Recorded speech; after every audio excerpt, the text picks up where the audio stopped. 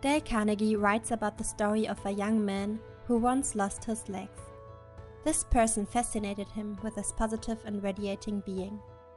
From the moment he understood he would have to spend the rest of his days in a wheelchair, this young man could have chosen to see life tainted with deep grief, frustration, and remorse. Despite having good reasons to become pessimistic, he decided instead to focus on how he could grow from this unfortunate situation. He started reading more books than he could have previously imagined. He paid more attention to the sensations music evoked in him. He took time to pause and reflect on life. He cultivated an interest for politics, started giving speeches, all the while sitting in his wheelchair, and most importantly, surrounded himself with people who made him feel whole. He did not let external circumstances decide on the way he was going to live his life. He embraced his unfortunate condition and found ways to have it positively influence his life. The old saying that the best things are also the most difficult continues to be true time and time again. Tolstoy would not have produced such masterpieces if he had not led such a tortured life. Beethoven would probably not have written his great partitions if he would not have been deaf.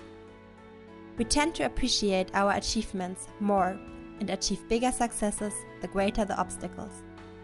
When we turn minus into plus, worries into dreams, problems into challenge, growth, purpose and fulfillment await us.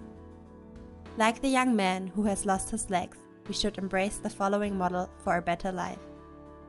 Every time we are facing a challenge, there are especially two reasons why we should try to turn the minus into a plus. First, we might succeed. Second, even if we do not succeed, the attitude that we might succeed generates positive thoughts and resilience in the face of obstacles. Here is takeaway number 1. When life hands you a lemon, try making lemonade. Imagine a first scenario. An old woman, mother of 3, whose children have long left home, finds herself continuously reiterating how much she has done for her children when they were younger. She stayed home and resigned her career for them. She talks about how much she cared for them when they were ill, how much money and time she spent to provide shelter, food, and education. She loves her children, for sure, but in the process of demanding this much love, gratitude, and attention, she becomes bitter and angry. Do her children and grandchildren visit her? Yes, they do. Not because they genuinely enjoy spending time with her, but rather because they feel that they have to do. Her expectations of love and gratitude made her so angry, disappointed, and dissatisfied that it prevents others the possibility of showing their love and acknowledgement. Now, let's change some variables. An old woman who, when she was younger, grew up caring for her mother, then became a mother herself who would care for her 4 children, even when at times she could have chosen to spend her time differently. She acted solely out of love and sincere concern, without expectations of reward. As a result, she would not incessantly talk about all that she did for others, and instead was just happy caring for the well-being of others. Today, do her children love her and want to see her as much as possible because they are so grateful for their childhood? No. They come to visit her because they truly appreciate this cheerful and happy person, who always showed the people around her what love actually means. As Aristotle once said, the ideal man takes joy in doing favors for others. This shows us that we cannot force gratitude and that we should rather appreciate giving and helping for the joy of it. Here is takeaway number 2. Do not expect gratitude and give for the joy of giving. Our species is known to have insatiable desires. We want a bigger house, a newest car, vacations at least twice a year, and the list goes on. To satisfy these needs, we are working more and harder, worrying when and how we will be able to afford all of this. Once we finally secure those things, we find ourselves wanting more. More rooms in the house, more cars, and a better vacation. More means more money, and the vicious cycle of worries, anxieties, stress, and exhaustion continues. Have you ever asked yourself how much you would be willing to sell your white leg for? $1 billion?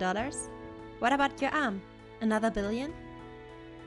How much are your family and friends worth to you? 2 billion? 3 billion? Hopefully more. And what about all your memories? Would you be willing to forget your childhood? All your great adventures and meaningful moments with your best friends that made your friendships what they are today? Another 2 billion? Or are you now hesitating? Counting these things only, you are at $6 billion at the moment. There's probably much more you could value and never thought you were blessed enough to have. Why don't we appreciate this wealth as much as material things? Would you care if a new car got scratches? Yes. But why don't we care as much, if not more, for the damages we are causing ourselves with all the stress and worry about what we need to have every single day? Wouldn't it be better to be more aware of what we already have? Pausing from the incessant pursuit of more to appreciate those as much as we appreciate the things we desire. Logan Pearsall Smith exemplified this chase in the following words. There are two things to aim at in life. First, to get what you want, and, after that, to enjoy it. Only the wisest achieve the second. So, be grateful and happy for what you have, right here, right now. Takeaway number 3. Count your blessings, not your troubles. If you don't want to miss out on more big ideas, subscribe now. Coming soon, The One Thing by Gary Keller. Further takeaways are following. Get your free summary now. Sign up for free on www.mindgate.me.